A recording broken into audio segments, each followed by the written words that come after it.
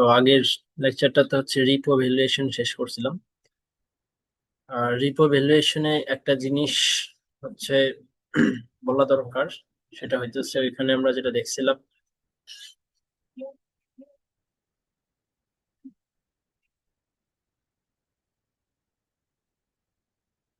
যে এই জায়গাটা, এই গ্রাফটার মধ্যে এই যে ফার্স্ট টাইম হচ্ছে যে আহ, আমি বড়োয়ার, আমি হচ্ছে টাকাটা ল্যান্ডার থেকে নিতেছি এবং সিকিউরিটিটা তাকে দিচ্ছি।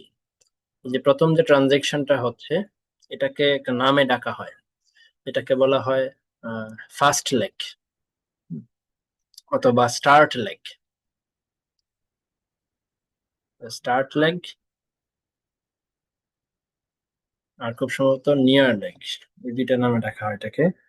আর পরেরটাকে বলা হয় ফার লেগ। নিয়ার, প্রথমটা নিয়ার লেগ, প্রথম যে ট্রানজেকশনটা, আর পরেরটাকে বলা হচ্ছে ফার লেগ। এটা তো আছেই, পাশাপাশি আরো একটা নামে ডাকা হয় first leg, second leg type এরকম কিছু। একটু দেখি।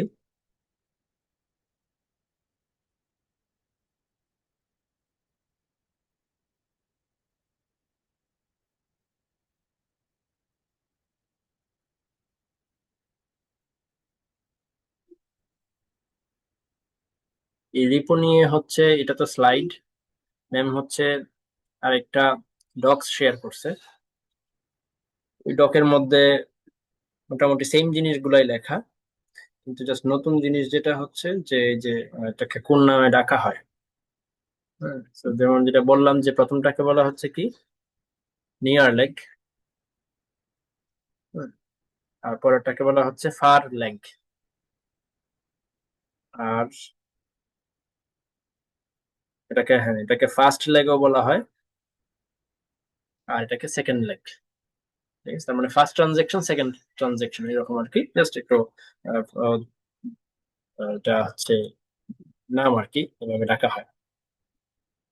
তো এরপরে ডক্স যেটা আমি মানে ডক ফাইল যেটার কথা বলতেছি, সেটার মধ্যে ডিফারেন্ট কাইন্ড অফ রিপো এগ্রিমেন্টও একটু উল্লেখ করা আছে। যেমন তিন ধরনের রিপোর কথা বলা আছে ওই ডকটাতে: third party repo, specialised repo, আর হ্যান্ড ইন কাস্টডি রিপো। এই তিনটা রিপোর টাইপস হচ্ছে ওই ডকটা থেকে একটু পড়ে নেওয়া বেটার, পড়লে বোঝা যায়, সহজ আছে। আমি তাহলে পরেরটাতে যাই, যেটা হইতেছে কোনটাতে যাব, ট্রেজারি সিকিউরিটিজ, এটাতে যাচ্ছি।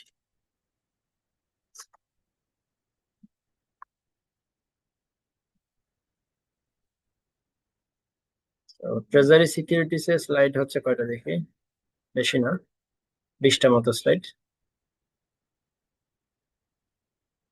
কন্টেন্টও কম আছে। সো এখানে বিভিন্ন ধরনের ট্রেজারি সিকিউরিটিজ নিয়ে বলছে, যেমন বিলস। বিলস হচ্ছে 1 বছর কম মেয়াদি যে সিকিউরিটি গুলো, সেগুলোকে বলা হয় ট্রেজারি বিল। 2 থেকে 10 বছর মেয়াদি হইলে সেগুলোকে বলা হয় ট্রেজারি নোট। 10 বছরের বেশি সময়ের মেয়াদি হইলে বলা হয় বন্ড। আমাদের দেশে সবগুলাই আছে, বিলস, নোটস, বন্ডস সবগুলাই আছে। কিন্তু আমাদের ওই দেশে হচ্ছে নোটস নামটা মনে হয় এভাবে ডাকা হয় না, আমাদের হচ্ছে বিল আর বন্ড। 1 বছরের কম মেয়াদি গুলাকে বলা হয় বিল, আর বাকি সবগুলোকে বন্ড নামে ডাকা হয়। তো ইউএসএ তে হচ্ছে এভাবে 3টা ক্যাটাগরিতে ভাগ করা হয়। লাস্টে আছে একটা tips: treasury inflation protected securities. এটা গুরুত্বপূর্ণ, এটা নিয়ে একটা ম্যাথও আছে, এক্সামে আসবে। ট্রেজারি ইনফ্লেশন প্রোটেকশন সিকিউরিটিজ, ওই যে ইনফ্লেশন বাড়তেছে, সো আমাদের যে প্রিন্সিপাল অ্যামাউন্ট সেটাও ইনফ্লেশনের সাথে সাথে বাড়ে, এটাকে বলা হয় ট্রেজারি ইনফ্লেশন প্রোটেকশন সিকিউরিটিজ। তো এটা প্রিন্সিপালটা ইনফ্লেশনের সাথে সাথে বাড়ে। সাপোজ এক্সাম্পল হিসেবে যদি বলি, আমি আজকে একটা ট্রেজারি সিকিউরিটিজ কিনলাম 900 টাকা দিয়ে। সো এটা 1 বছর পরে বা 2 বছর পরে আমাকে, বা 5 বছর পরে আমাকে তার হচ্ছে কত টাকা দেওয়ার কথা, 1000 টাকা প্রিন্সিপাল ব্যাক দেওয়ার কথা। ঠিক আছে, তার মানে ফেস ভ্যালু হচ্ছে 1000। এখন যেহেতু ইনফ্লেশন থাকে কান্ট্রিতে, সো 1 বছর শেষ হওয়ার পর, সাপোজ প্রথম বছরে আমার ইনফ্লেশন 5%, তাহলে ওই যে ফেস ভ্যালু 1,000 সেটা আসলে 1,000 থাকবে না, 5% ইনফ্লেশন যেহেতু বাড়ছে, তো এই জন্য এটা 1,000 থেকে 5% হারে বাড়বে। সাপোজ 1,050 টাকা হয়ে গেল। এই 1,050 টাকার উপরে প্রথম বছরের কুপনটা পাওয়া যায়। সেম ভাবে সেকেন্ড ইয়ারে আমি গেলাম, সেকেন্ড ইয়ারে আরো 5% যদি আমার ইনফ্লেশন হয়, সেক্ষেত্রে 1,050 থেকে আরো 5% বেড়ে সেটা মোটামুটি 1,105 এরকম হয়ে যাবে। ওই 1,105 টাকার উপরে আমি সেকেন্ড ইয়ারের কুপনটা পাবো। কুপন যদি হয় 10%, তাহলে ওই ওই যে বর্ধিত যে অ্যামাউন্ট, ইনফ্লেশন অ্যাড করার পরে যে অ্যামাউন্ট ফেস ভ্যালু, সেটার উপরে আমি কুপন গুলো পাবো। এইভাবে একটা ম্যাথ আছে, এটা পরে দেখা হবে, সমস্যা নেই। তার মানে এখানে আমরা ট্রেজারি সিকিউরিটির কত প্রকার সেটা বললাম, 4 প্রকার: বিল, নোট, বন্ড আর টিপস। এরপরে এখানে ডিসকাউন্ট রেটটা কিভাবে বের করা যায় সেটা বলছে, যে কোটেশন কনভেনশন ফর ট্রেজারি বিলস।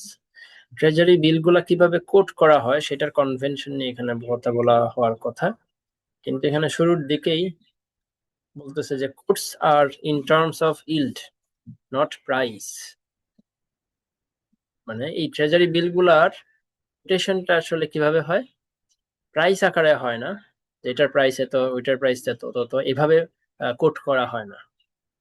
এটার ইল্ড ইল্ড কোট করা হয়। সো ইল্ড দেখিয়ে আসলে আমরা প্রাইস আন্দাজ করে ফেলতে পারি, প্রাইস বুঝে ফেলতে পারি। ঠিক আছে। সো এই যে ইল্ড যেটা কোট করা হয়, সেটা কিভাবে বের করা হয়? ওই ইল্ডের রেটটা বের করার ফর্মুলা হচ্ছে এখানে দেওয়া আছে, একটু ভেঙে গেছে ফর্মুলাটা। এটা হচ্ছে ওয়াইডি সমান সমান T divided by F. D এর নিচে আসবে এফ মাল্টিপ্লাইড 360 বাই টি। এটা হচ্ছে ফর্মুলা। এই যে নিচে একটা এক্সাম্পল দেওয়া আছে, বোঝা যাচ্ছে। এক্সাম্পলটা দেখি, এক্সাম্পলটাতে হইতেছে টি হচ্ছে 100, তার মানে number of days remaining to maturity. আমি আজকে একটা টি বিলের কথা আলোচনা করতেছি।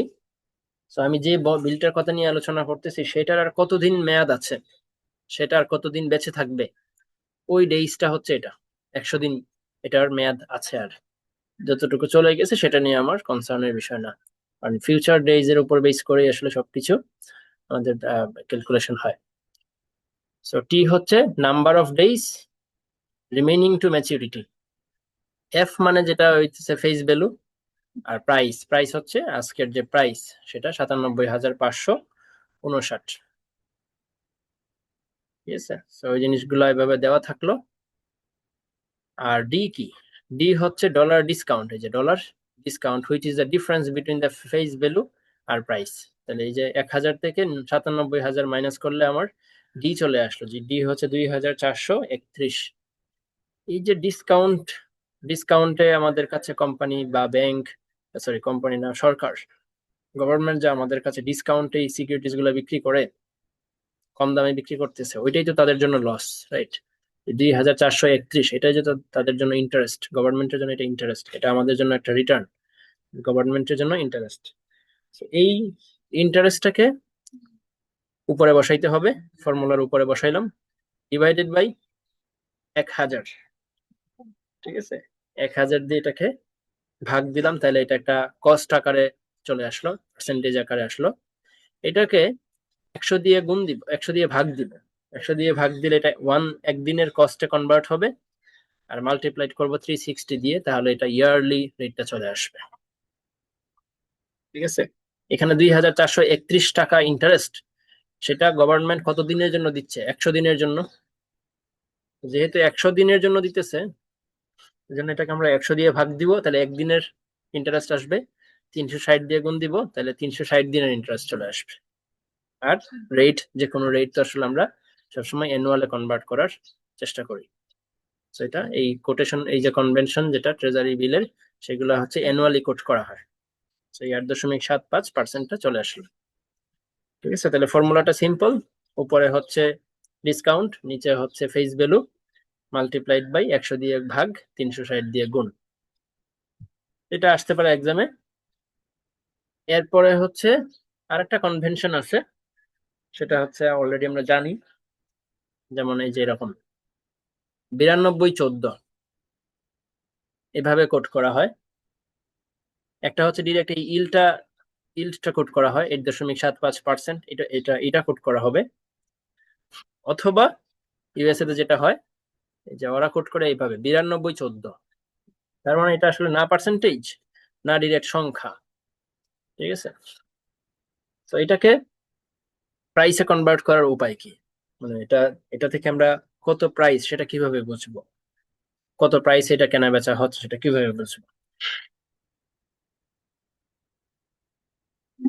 আচ্ছা, এখানে একটা কথা বলি, সেটা হচ্ছে এই যে ইল্ড রেট 8.75%, এটা যদি কোট করা হয় এখান থেকে কিন্তু প্রাইস ক্যালকুলেশন করা সম্ভব, রাইট? প্রাইস ব্যাক ক্যালকুলেশন করা সম্ভব।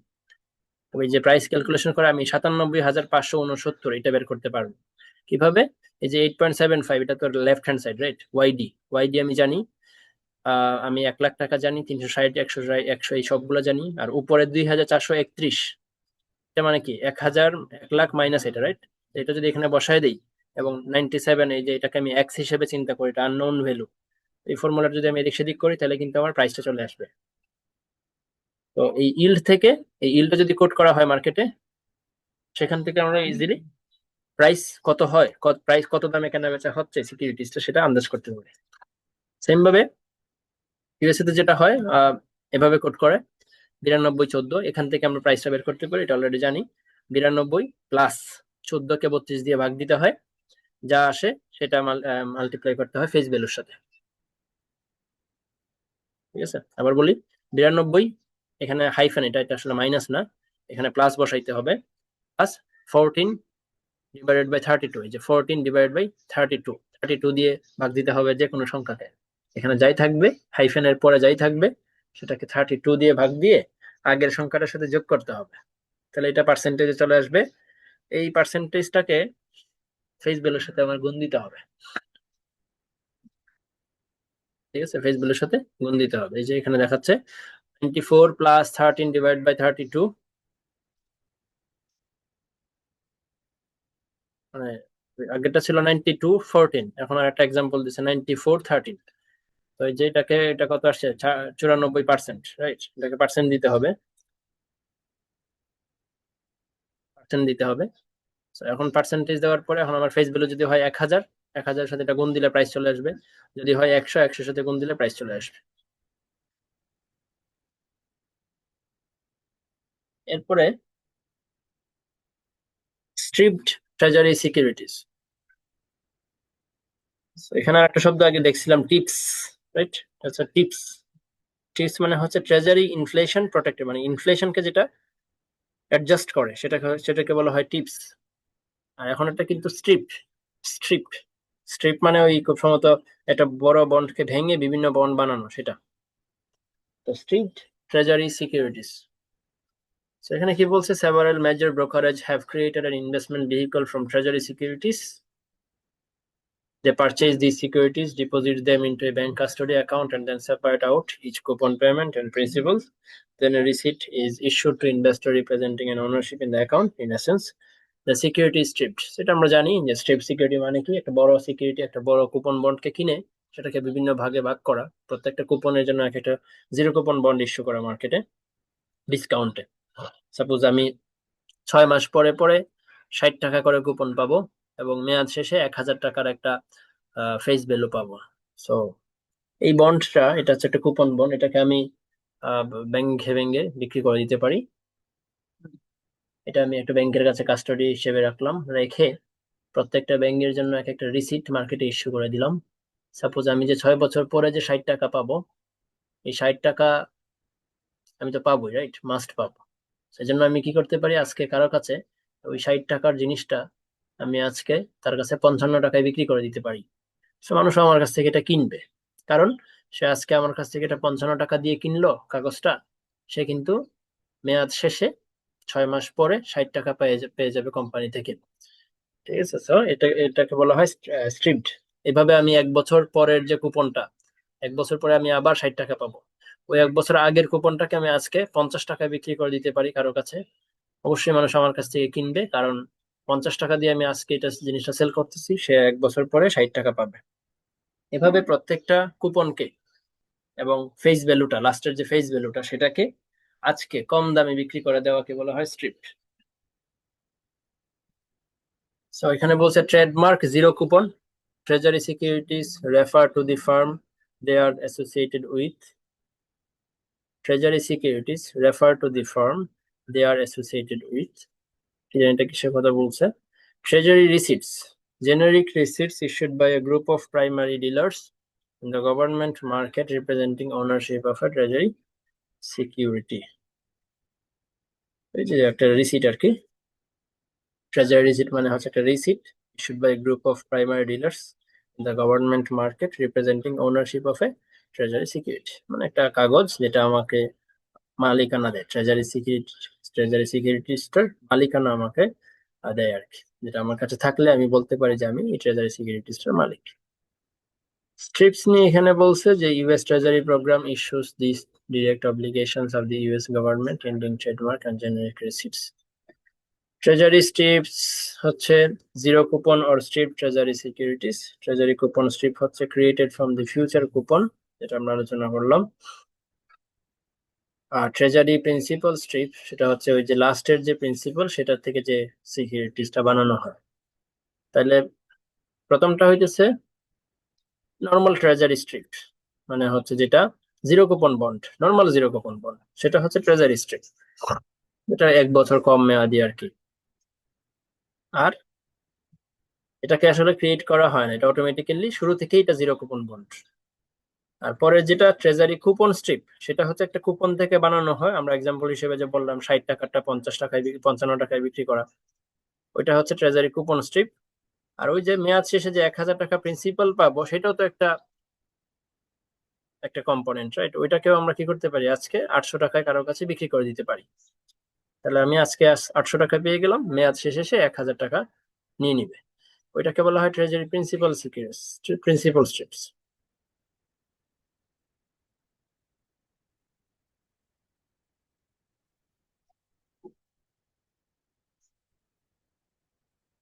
তো এখানে বলছে যে স্ট্রিপস গুলা হচ্ছে 10 বছর মেয়াদি নোটস, 30 বছর মেয়াদি বন্ড থেকে এগুলো বানানো যায়, বা অন্য যে কোনো সিকিউরিটিজ থেকে বানানো যাবে। 30 বছরের মেয়াদ যদি হয়, টি বন্ড যদি হয়, সেটা থেকে কয়টা স্ট্রিপ বানানো যাবে? 61টা, রাইট? 60টা সেমি সেমি অ্যানুয়াল কুপন। তো এই 60টার জন্য 60টা সিকিউরিটিজ বানানো সম্ভব। আর সিঙ্গেল যে ফেস ভ্যালু লাস্টে যেটা আছে সেখান থেকে আরেকটা বানানো সম্ভব। স্ট্রিপস আর ইফেক্টিভলি জিরো কুপন বন্ডস। তো আমরা যখন এগুলাকে ভেঙে ফেলি, স্ট্রিপ বানায় ফেলি, তখন এগুলো আসলে এক একটা জিরো কুপন বন্ডে রূপান্তর হয়ে যায়। The YTM of strip is the interest rate the investor will receive if the strip is held until maturity. তো YTM, এই যে স্ট্রিপটা যেটা আমি আহ, আহ, ভেঙে বিক্রি করে দিলাম, 60 টাকার জিনিসটা 55 টাকায় বিক্রি করলাম, এটার ওয়াইটিএম কত? ওয়াইটিএম হচ্ছে ওই যে 55কে যত রেটে ফিউচার ভ্যালুতে নিলে 60 টাকা হয়, রাইট? 55 টাকাকে যত রেটে 60 টাকার মধ্যে নিলে, মানে ফিউচার ভ্যালুতে নিলে যে রেটে এটা 60 টাকা হয়, ওই রেটটাই হচ্ছে আসলে ওয়াইটিএম। তবে এখানে মেয়াদ পর্যন্ত হোল্ড করতে হবে।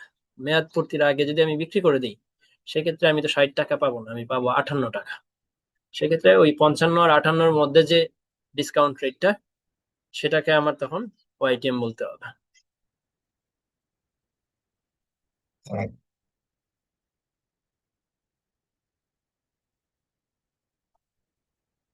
তো এখানে একটা এক্সাম্পল দিচ্ছে, স্ট্রিপের প্রাইস কত। ওই যে আমি 60 টাকারটা 55 টাকায় বিক্রি করে দিতেছি, এটা কিভাবে ডিটারমাইন করা হয়? তো এক্স্যাক্টলি কি 55 টাকায় বিক্রি করবো নাকি 54 টাকায় বিক্রি করব, সেটা কত দামে বিক্রি করবো, এটা বোঝার উপায় হচ্ছে এই যে এটা সিম্পল একটা এক্সাম্পল। সাপোজ এখানে বলছে what is the price of a strips maturing in 20 years. 20 বছর পরে একটা স্ট্রিপ ম্যাচিউর হবে with a face value of 10,000 and semi annual YTM of 7%। তাহলে ওয়াইটিএম রেটটা আমাকে দিয়ে দিছে, মানে হচ্ছে ডিসকাউন্ট রেট যেটা, সেটা আমাকে দিয়ে দিল। 1,000 ফেস ভ্যালু, সেটাও আমাকে দিয়ে দিল। 20 বছর পরের এই টাকাটা।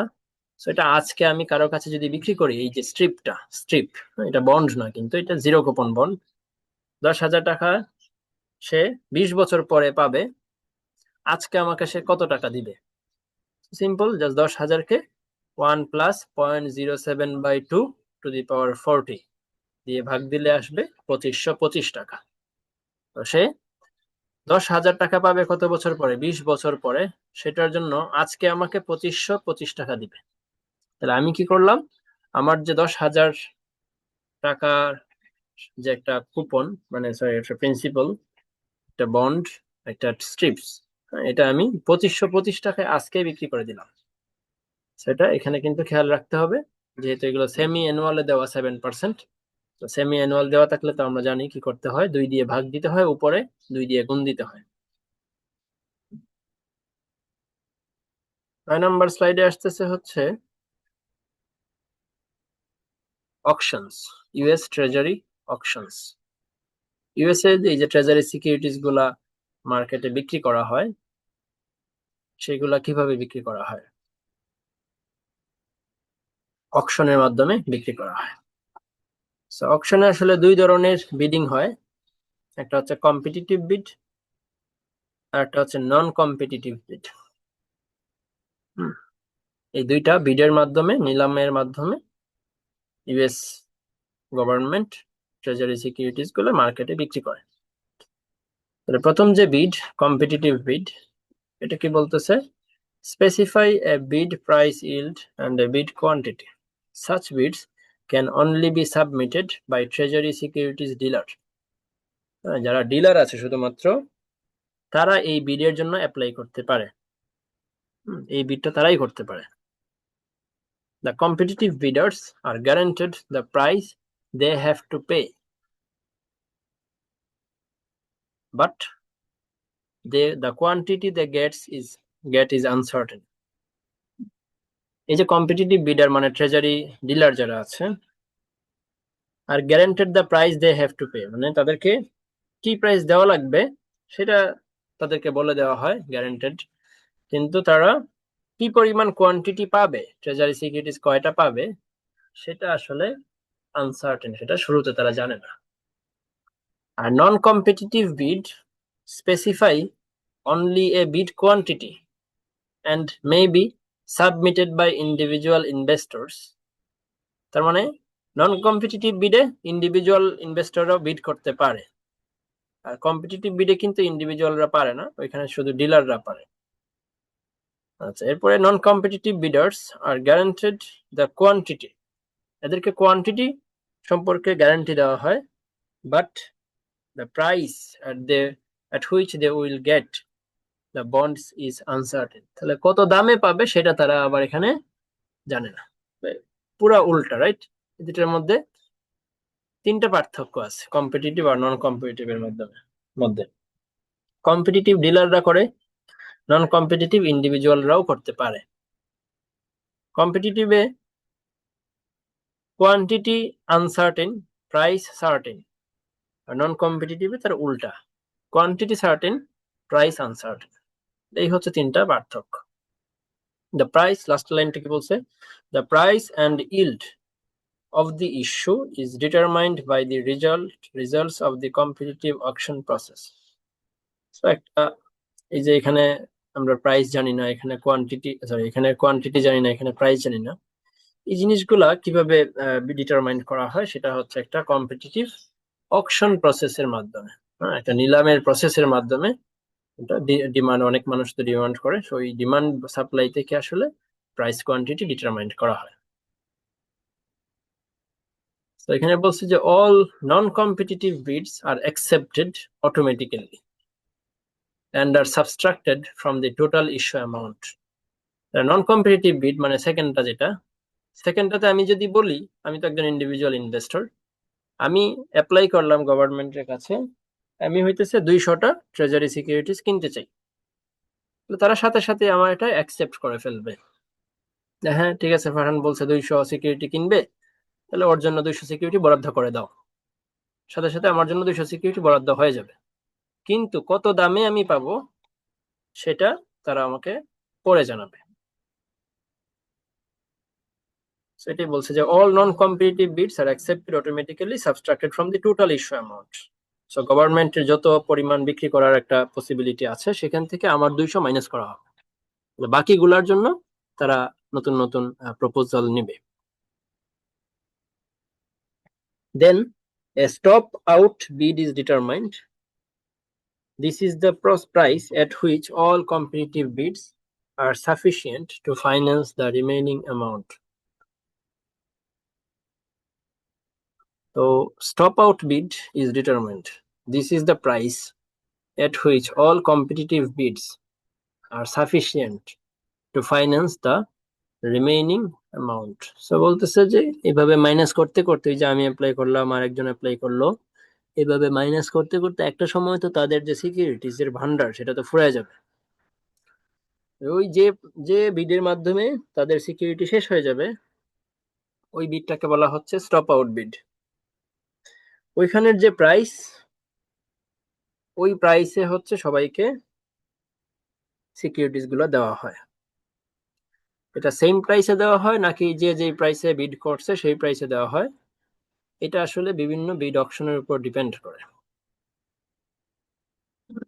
Since 1998, all US Treasury auctions have been single price auctions in which all accepted bids pay the stop out bid. তাইলে 1998 এর পর থেকে যতগুলো অকশনস হয়েছে সবগুলো ছিল সিঙ্গেল প্রাইস অকশনস। তার মানে এই যে স্টপ আউট বিড, যে ব্যক্তিটা একদম লাস্টে বিড করলো, যে দামে বিড করলো সেই দামে সবাই সিকিউরিটিজ পাবে। এজন্যই নন কম্পিটিটিভ বিডে প্রাইসটা শুরুর দিকে আনসার্টেন থাকে। ঠিক আছে, ওই যে তাহলে স্টপ আউট বিডের যে প্রাইস সেই প্রাইসে সবাইকে সিকিউরিটিজ গুলো দেওয়া হবে। তারপরে কি বলছে, the treasury allocated bills to competitive bidders from the low yield bid to the high yield bid until the amount of the auction minus the non competitive bid is distributed. The treasury allocates bills to competitive bidders from the low yield bid to the high yield bid until the amount of the auction minus the non-competitive bid is distributed. Non-competitive bidders pay the weighted average price of the competitive bids accepted. Stop yield, what's the highest yield accepted by the treasury. তো government কেমন yield দিতে চায় মানুষদেরকে? কম yield, right? কারণ সে তো চাবে তার লাভের জন্য, তার লাভ চিন্তা করবে। তো সে মানুষদেরকে বেশি একটা ইল্ড দিতে চাবে না। আর আমরা যারা আছি আমরা চাবো কি বেশ কম দামে কিনতে। কম দামে কিনা মানে কি বেশি ইল্ড, রাইট? আমরা বেশি ইল্ড চাই। তো গভর্নমেন্ট এই যে বিভিন্ন বিড পাবে, কম্পিটিটিভ বিড যেগুলো পাবে সেগুলাকে সে সিরিয়াল ধরবে, লো ইল্ড থেকে হাই ইল্ড, এভাবে সে এগুলাকে ক্যাটাগরি করবে, মানে সিরিয়ালি সাজাবে।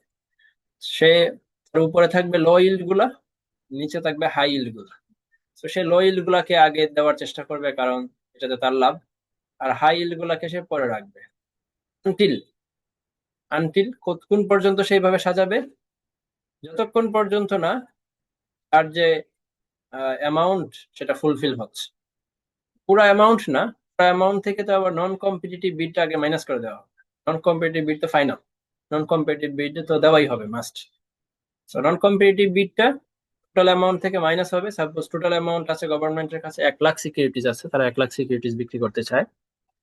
এর মধ্যে নন কম্পিটিটিভ বিড আসছে হচ্ছে সাপোজ 50,000, তাহলে 1,00,000 থেকে 50,000 তো কোয়ান্টিটি মাস্ট দিয়ে দেওয়া হবে, প্রাইসটা পরে আসবে। 1,00,000 থেকে তারা 50,000 কোয়ান্টিটি সরাই ফেলবে, যাচ্ছে এটা তো নন কম্পিটিটিভ বিড, এটা তো আমাকে দেওয়াই লাগবে। বাকি থাকবে কত? 50,000। ওই 50,000 সিকিউরিটিজ এর জন্য গভর্নমেন্ট কম্পিটিটিভ বিড নিবে। ওই কম্পিটিটিভ বিড গুলাকে সে লো ইল্ড থেকে হাই ইল্ডে সাজাবে।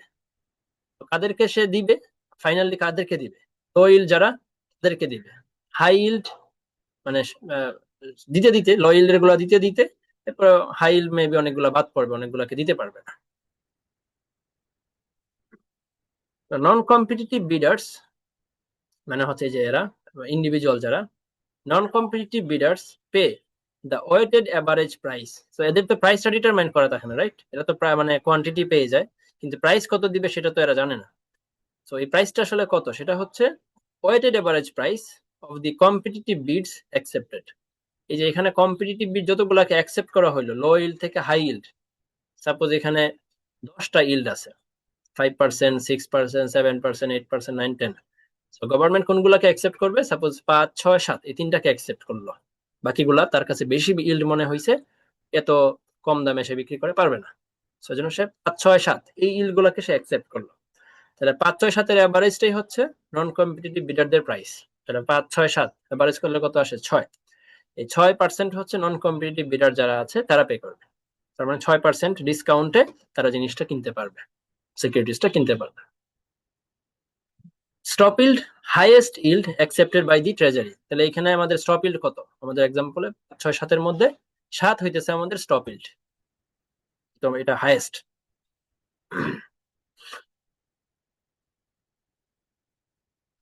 এট closing time of auction treasury does followings, সে র্যাঙ্ক করে from highest price to down. ওই যে প্রাইসের ক্ষেত্রে আবার সে কি করবে? হাইয়েস্টটাকে উপরে রাখবে। ইল্ড কম মানেই কিন্তু হাইয়েস্ট প্রাইস, রাইট? ইল্ড কম, ইল্ড কম মানে কি? গভর্নমেন্টের জন্য এটা বলা যায় ইন্টারেস্ট এক্সপেন্স, এক্সপেন্স কম মানেই তো এটা প্রাইস বেশি। তো র্যাঙ্কস করে সে হাই ইল্ড থেকে লো ইল্ড থেকে হাই ইল্ড, অথবা আমরা বলতে পারি হাইয়েস্ট প্রাইস থেকে লোয়েস্ট প্রাইস। এরপরে সে কোনগুলাকে সিলেক্ট, কিছুগুলাকে সিলেক্ট করে এরপরে সে এগুলাকে ডিস্ট্রিবিউট করে।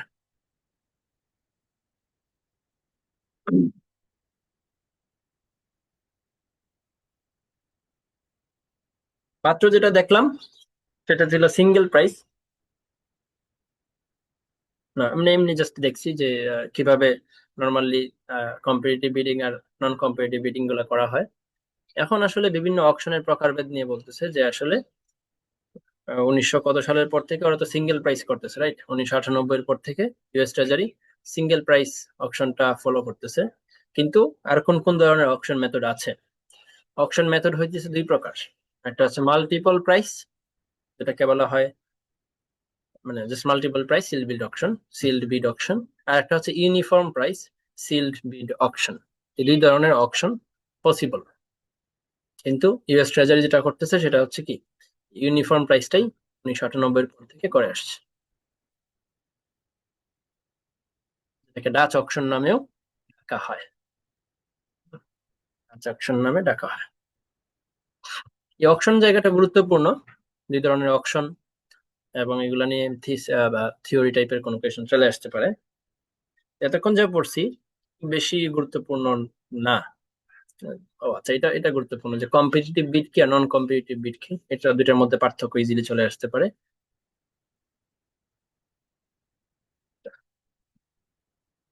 অপশনস,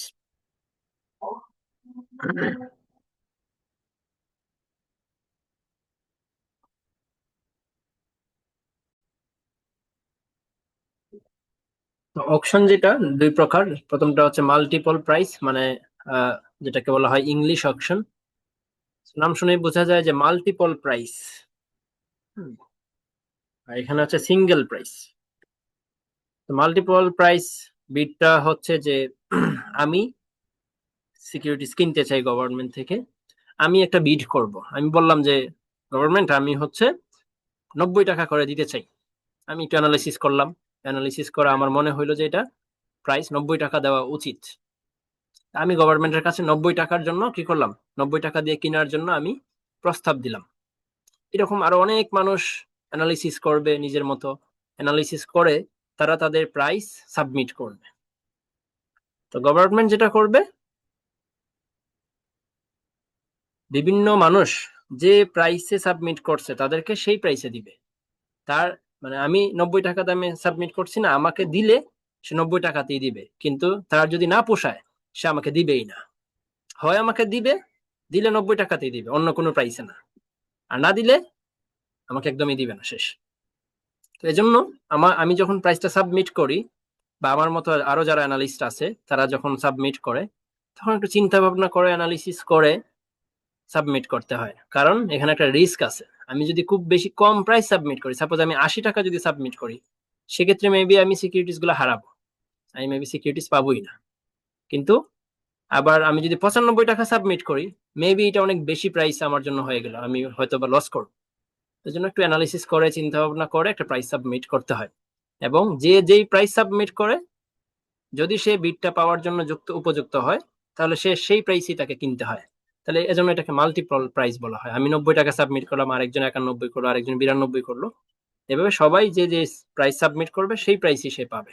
এটাকে বলা হয় মাল্টিপল প্রাইস। ঠিক আছে, আর বাকি কথাগুলো আমি বলে ফেলছি অলরেডি, এখানে বলা আছে। এরপর হচ্ছে ইউনিফর্ম প্রাইস। ইউনিফর্ম প্রাইস হচ্ছে সবাই একটা প্রাইসে পাবে, এটাকে বলা হয় ডাচ অকশন। এটাকে বলা হয় ডাচ অকশন। সো এখানে হচ্ছে যে price paid by a winning bidder does not depend on the bidder's bid. আমি যে প্রাইসটা সাবমিট করব আমাকে সেই প্রাইসে দেওয়া হবে, বিষয়টা এমন না, আমাকে ওই প্রাইসে দেওয়া হবে না। বরং গভর্নমেন্ট একটা কাট অফ প্রাইস ডিটারমাইন করে, একটা নির্দিষ্ট প্রাইস ডিটারমাইন করে, এবং সবাইকে সেম প্রাইসে সিকিউরিটিজ গুলা কিনতে দেয়। ঠিক আছে, এই জন্য এটাকে বলা হয় ডাচ অকশন বা ইউনিফর্ম প্রাইস, একটা প্রাইস। এখানে একটা এক্সাম্পল দেওয়া আছে যে গভর্নমেন্ট 15 বিলিয়ন টাকা তুলতে চায় সিকিউরিটিজ বিক্রি করে, এর মধ্যে নন কম্পিটিটিভ বিড আছে 1 বিলিয়ন। নন কম্পিটিটিভ বিড আছে 1 বিলিয়ন। আচ্ছা, এখানে যেটা করতেছে, তাহলে বিডার এ নামের একজন বিডার, সে হচ্ছে 6% রেট সাবমিট করলো, বললো যে সে 6% রেট, 6% ডিসকাউন্ট তাকে দিলেই হবে, সে বেশি ডিসকাউন্ট চায় না। সে কোয়ান্টিটি সাবমিট করছে, বলতেছে আমি 4 বিলিয়ন কোয়ান্টিটি কিনতে চাই, 4 বিলিয়ন টাকার সিকিউরিটিজ কিনতে চাই। Allocation 4 billion, cumulative 4 billion. আমরা যদি সিঙ্গেল প্রাইস চিন্তা করি, আর এটা হচ্ছে মাল্টিপল প্রাইস, সো 100 টাকা, আর এখানে হচ্ছে 98.902 টাকা। এটা তার সাবমিশন আর কি, সে 98 টাকায় কিনতে চায়। আর যদি মাল্টিপল প্রাইসে যায়, সে 100 টাকায় কিনতে চায়। বি এন্ড সি নামের দুইজন বিডার, তারা উভয়ই 6.05% ডিসকাউন্ট চায়। এটাকে আমরা গভর্নমেন্টের থেকে ইল্ডও বলতে পারি, ইনভেস্টরের দিক থেকে ইল্ড, আবার ইনভেস্টরের দিক থেকে ডিসকাউন্টও বলা যায়। সে এই পরিমাণ ইল্ড চায় বা ডিসকাউন্ট চায়, এটা গভর্নমেন্টের জন্য এক্সপেন্স। তারা দুজনে মিলে কোয়ান্টিটি সাবমিট করছে 8 বিলিয়ন। সো এটা টোটাল হইতেছে 12 বিলিয়ন গেল। সিঙ্গেল প্রাইসে গেলে এটা 98.902। এই যে সেম, সবগুলা কিন্তু সেম। সিঙ্গেল প্রাইস মানে কি, সব সিঙ্গেল প্রাইস। আর মাল্টিপল প্রাইসে এই ব্যক্তি সাবমিট করছে 100 টাকা, সে বলতেছে আমি 100 টাকা ধরে কিনতে চাই। আর এই যে বিএনসি, ওরা বলতেছে যে না, আমরা 99 টাকা করে দিব, এজন্য এটা 6.05%, এটার কুপন মেবি 6%। 6% কুপন এবং 6% ইল্ড মিলে গেছে, এজন্য 100 টাকা। এরকম তো আসলে কেউ সাবমিট করবে না যে 100 টাকার সিকিউরিটি সে 100 টাকায় দিয়ে কিনতে চাবে, এটা মেবি করবে না। জাস্ট এক্সাম্পল হিসেবে দিয়েছে। বিএনসি তারা হচ্ছে বলতেছে আমরা 99 টাকা দিয়ে কিনতে চাই, তারা এটা অ্যানালিসিস করে, এই প্রাইসটা তারা অ্যানালিসিস করে বের করছে। সো 12 বিলিয়ন গেল। দেন আসতেছে হইলো ডিইএফ, এরা 6.8% সাবমিট করছে, 12 বিলিয়ন সাবমিট করছে। তো এটা তো আসলে 12 বিলিয়ন পাবে না, রাইট? কারণ এখানে 4 বিলিয়ন আর 8 বিলিয়ন, কত বিলিয়ন গেল গা? 12 বিলিয়ন কিন্তু গেছে গা। তো গভর্নমেন্টের বাকি আছে কিন্তু মাত্র 2 বিলিয়ন। 2 বিলিয়ন কেন বললাম? কারণ 15 বিলিয়ন টোটাল, এর মধ্যে নন কম্পিটিটিভ 1 বিলিয়ন, এটা কিন্তু মাইনাস হয়। বাকি থাকলো 14 বিলিয়ন। 14 বিলিয়ন কিন্তু কম্পিটিটিভ থেকে আসবে। তো এখানে 4 বিলিয়ন গেল, 8 বিলিয়ন গেল, এরপরে কি এখান থেকে আর 2 বিলিয়ন আসবে। ঠিক আছে, তো গভর্নমেন্ট কিন্তু এগুলোকে সাজাইছে, সিরিয়ালে সাজাইছে, এগুলো মেবি উল্টাপাল্টা ছিল। গভর্নমেন্ট কি করছে, 6% রেট, যে সব কম ডিসকাউন্ট চায় তাকে 4 বিলিয়ন দিয়ে দিছে, বলছে বাবা তুমি নাও, তুমি 100 টাকা দিতেছো আমাকে, তুমি অবশ্যই নাও, তোমাকে মাস্ট আমি দিব। তো তাকে 4 বিলিয়ন পুরোটাই দিয়ে দিবে। এরপরে সে খুঁজে বের করবে 6% থেকে অল্প বেশি কে চাচ্ছে। 6% থেকে কম তো আর নাই, এটাই তো হাই, সবচেয়ে কম ছিল। এরপরে কমটাকে সে খুঁজে বের করবে, খুঁজে বের করে তাকে ফুল বরাদ্দ দিয়ে দিবে। 4 আর 8 12 দিয়ে দিল। এরপরের যে কম আছে তাকে বের করলো 6.08। ও দেখলো অনেক বেশি চাইতেছে, কিন্তু এত বেশি দেওয়ার মতো তো আমার সুযোগ নেই, এজন্য তাকে গভর্নমেন্ট 2 বিলিয়ন দিল। এরপরে যে ব্যক্তিটা আছে, তার জন্য আর আমার অ্যালোকেশন করা সম্ভব না, গভর্নমেন্টের তো আর সিকিউরিটিজ নাই। সো মাল্টিপল প্রাইসে হওয়াতে এই যে এই ব্যক্তি 100 টাকা করে দিবে, গভর্নমেন্টকে টাকা দিবে, এই ব্যক্তি 99 টাকা করে গভর্নমেন্টকে দিবে, এই ব্যক্তি 98 টাকা করে দিবে। কিন্তু সিঙ্গেল প্রাইসে এই যে কাট অফ প্রাইস যেটা 98, এটাই সবাই পে করবে। এটা হচ্ছে কি ডাচ অকশন। ডাচ অকশনে এই যে কাট অফ প্রাইস যেটা একদম লেটেস্ট লাস্ট যে প্রাইসটা, সেই দামেই সবাই পাবে। আর মাল্টিপল প্রাইসে গেলে সবাই নির্দিষ্ট যে যে দামে বিড করছে সেই দামে পাবে।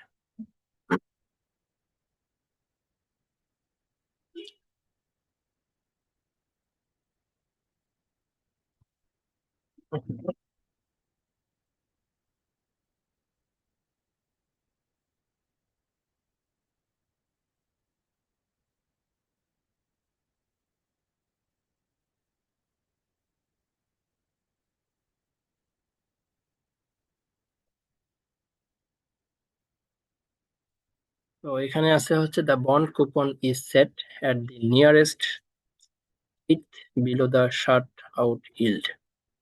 Nearest eight, the bond coupon set করা হয় the nearest eight below the shut out yield. Shut out ইল্ডের নিচে কুপন সেট করা হয়, জানি এটা বলতেছে তেমন বুঝতেছি না। শাট আউট ইল্ড আমাদের এখানে কত, 6.08, রাইট? তো এইটার নিচে সেট করা হয়। ও এটা এক্সাম, এই এক্সাম্পলের ক্ষেত্রে ওই যে 6% এটা কুপন হবে 6%। এই জন্য এটাকে এইট বিলো বিলো বলতেছে, এই যে 8 বিলো। এটা এক এক সময় এক এক রকম হবে। The price to be paid by each bidder in a multiple auction is computed as the present below of the bond discounted. এটা তো বুঝছি কিভাবে আসছে। In the case of single price auction all bidders pay the price, এটা shut out yield বললাম already. এই যে শাট out yield যেটা, সেটার প্রাইসটা ওরা দিবে। আর এই সংখ্যাগুলো কিভাবে আসছে, 199, 98 গুলো কিভাবে আসছে? এগুলো ওই যে কুপন, 6 টাকা করে কুপন না, এই বন্ডের কুপনকে এবং ফেস ভ্যালুকে এই 6%, 6.5%, 6.5%, 6.8% দিয়ে ডিসকাউন্ট করলে এই প্রাইস গুলো আসে। তো এই প্রাইস গুলো এখানে বসানো হয়েছে। আসতেছে হইলো স্ট্রিপস ভ্যালুয়েশন, সবচেয়ে গুরুত্বপূর্ণ এই এই চ্যাপ্টারের মেইন জায়গাটাই হচ্ছে এটা, স্ট্রিপস এর ভ্যালুয়েশন, এই চারটা slide। তো স্ট্রিপস ভ্যালুয়েশন এখানে বলতেছে একটা এক্সাম্পল, এক্সাম্পলটা পারলেই ডান। বলতেছে the quoted flat price on October 16।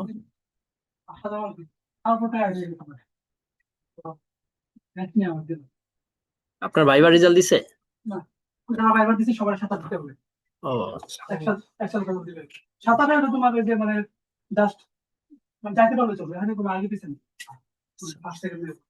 ও তাই, হ্যাঁ।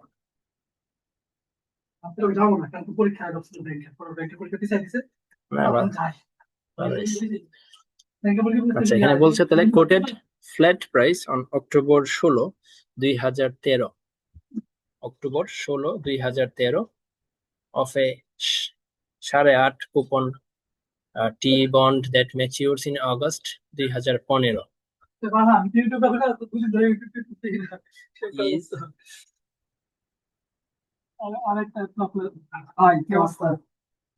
খোলাই তো।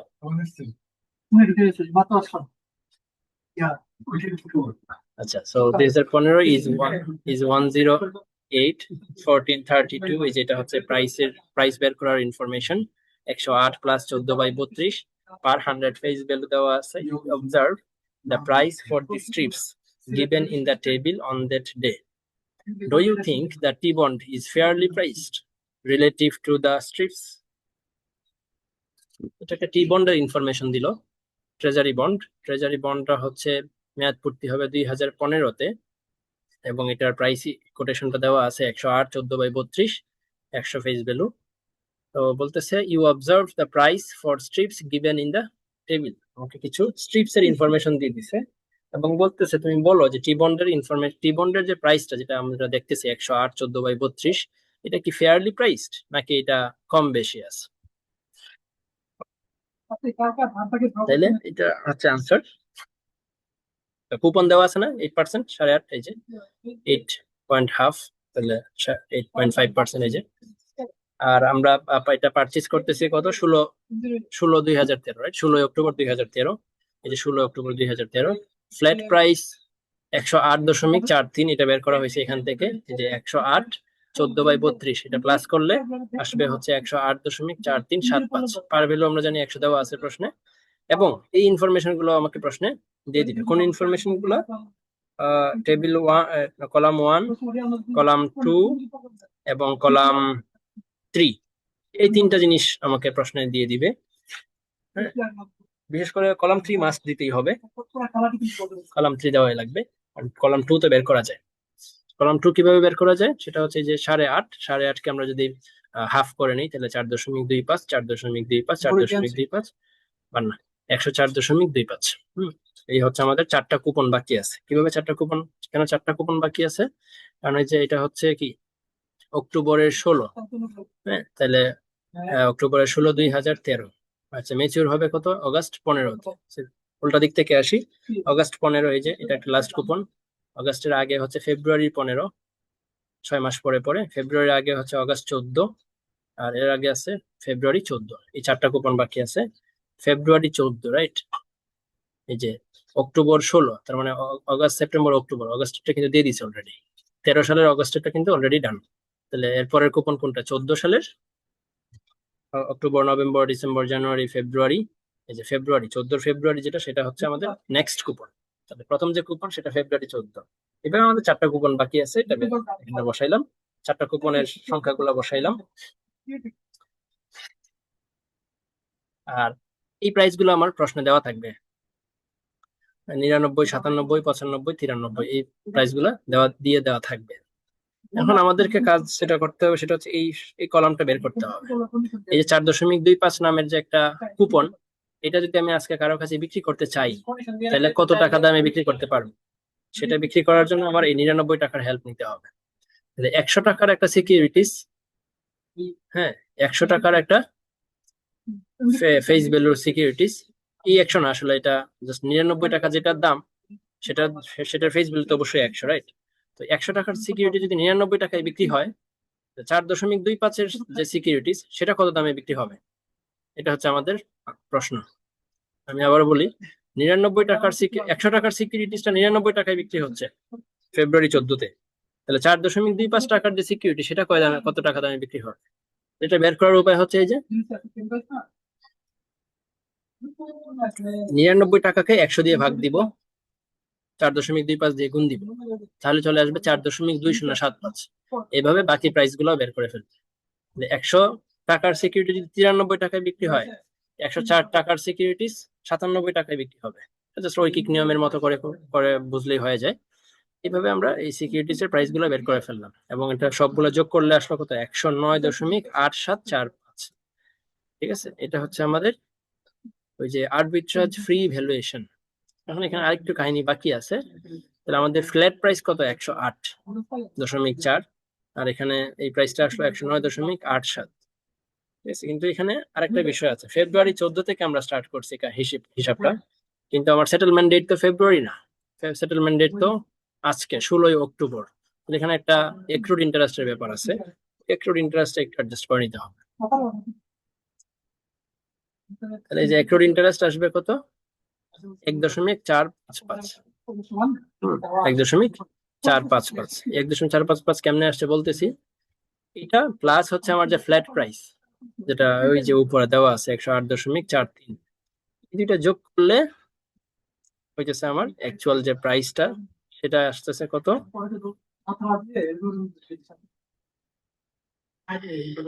কই 109.89, রাইট, এই যে 108 আর 1.455 যেটা অ্যাক্রুড ইন্টারেস্ট, এই দুটো যোগ করলে 109.89 আসে। এটার সাথে আমার এই আরবিট্রাজ ফ্রি ভ্যালুয়েশনের প্রাইসটা কম্পেয়ার করতে হবে। 109.87, আর এখানে আছে হচ্ছে 109.89। তাইলে বন্ডটা হচ্ছে আন্ডার প্রাইস, রাইট, যেহেতু আমার আরবিট্রাজ ফ্রি ভ্যালুয়েশনটা বড় 109.8, আর এটা আসলে হচ্ছে 109.89। তাহলে বন্ডের ইনভয়েস প্রাইস বেশি, ওভার প্রাইসড। কি লিখছে, this is the price that the buyer of 8% have to pay which is close to the market price for this bond if bondের price is less than portfolio of strip price, buy bond and strip it, অথবা উল্টাটা করব। তো এখানে আমরা যেহেতু দেখতেছি এটা হচ্ছে কি কম, 8.7, এটা কম, আমরা স্ট্রিপ গুলো আমরা মার্কেট থেকে কিনবো, কিনে হচ্ছে 109.89 টাকায় বিক্রি করে দিব। এটা যেহেতু বড়, তাহলে আমাদের লাভ হবে। এটা তো আমরা আগেই জানি সিস্টেম। জাস্ট অ্যাক্রুড কুপনটা কিভাবে বের করছে, অ্যাক্রুড কুপন অ্যাক্রুড ইন্টারেস্ট বের করার যে সিস্টেম আগে শিখছিলাম সেটাই। অ্যাক্রুড ইন্টারেস্ট হচ্ছে আমাদের কিভাবে বের করতে হয়, যে কুপন, যেটা কুপন হচ্ছে 4.25, সেটাকে 60/184 দিয়ে গুণ দিতে হবে। 60/184 কোথেকে আসছে, এই 4.25 টাকা, এটা আমি কতদিনের কুপন, এটা হচ্ছে 6 মাসের কুপন। তো 184 দিয়ে ভাগ হবে, 6 মাস মানে 184 দিন, আর গুণ হবে 63 দিন দিয়ে। আর 63 দিন হচ্ছে আমার, আমি হোল্ড করছি। এটা যে number of days between coupons, যে 17 আগস্ট, 30 সেপ্টেম্বর, 31 অক্টোবর, এটা হচ্ছে 184 দিনের বিষয়টা। আর number of days after last coupons, ওই যে লাস্ট কুপন দেওয়া হয়েছিল হচ্ছে আরো অনেক আগে, সেইখান থেকে আমি আমার ইয়া পর্যন্ত আসব, আজকের দিন পর্যন্ত আসলে দেখা যাবে 17 আগস্ট 17 দিন, এখানে সেপ্টেম্বরের 30 দিন, এখানে অক্টোবরের 16 দিন। ওই যে গত গত যে কুপনটা, গত কুপনটা কবে হয়েছে,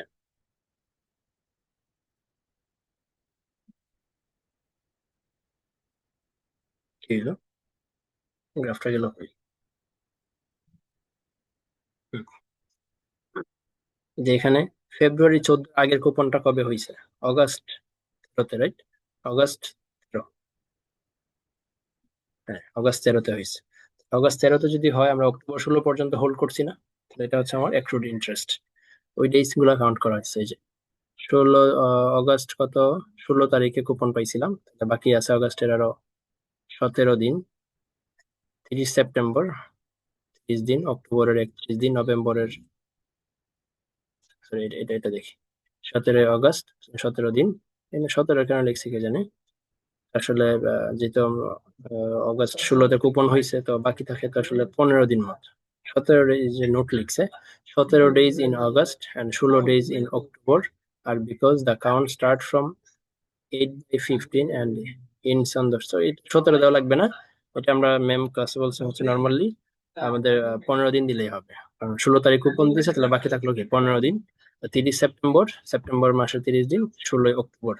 আমরা হিসাব নিকাশ কবে করতেছি, সেটেলমেন্ট ডেট কত, অক্টোবরের 17, এখানে অক্টোবরের 17 দিলেই হবে। অক্টোবরের 17, তাহলে এটা মোটামুটি 15, 30, 45 আর 17, এটা 62 ডেজ হবে। সেটা নিয়ে খুব বেশি ঝামেলা নাই। ডেট নিয়ে এখানে ডেট ডে কাউন্ট নিয়ে খুব বেশি সিরিয়াস হওয়ার দরকার নাই। মোটামুটি একটা 61, 62, 63 যাই আসবে সেটা একুরেট হবে। এই 62 বা 63 দিন দিয়ে আমার হিসাব নিকাশটা করে ফেলতে হবে, তাহলে এক্রুড এক্রুড কুপনটা চলে আসবে। আর এটা আমার অবশ্যই ইনভয়েস প্রাইস, যেটা 108, যেটা ফ্ল্যাট ফ্ল্যাট মার্কেট থেকে, যেটা কোর্ট থেকে যেটা আমরা বের করে, সেটার সাথে যোগ করে যা আসবে সেটা হচ্ছে এই ট্রেজারি স্ট্রিপের প্রাইসের সাথে চিন্তা ভাবনা করে, মানে কম্পেয়ার করে ডিসিশনটা নিতে হবে, যেটা কি আন্ডার প্রাইস নাকি ওভার প্রাইস, এবং আমার স্ট্র্যাটেজি সেট করতে হবে। স্ট্র্যাটেজি গুলো আমরা আগে জানি, যেটা কম সেটা আমরা কিনবো, যেটা বেশি সেটা আমরা সেল করবো।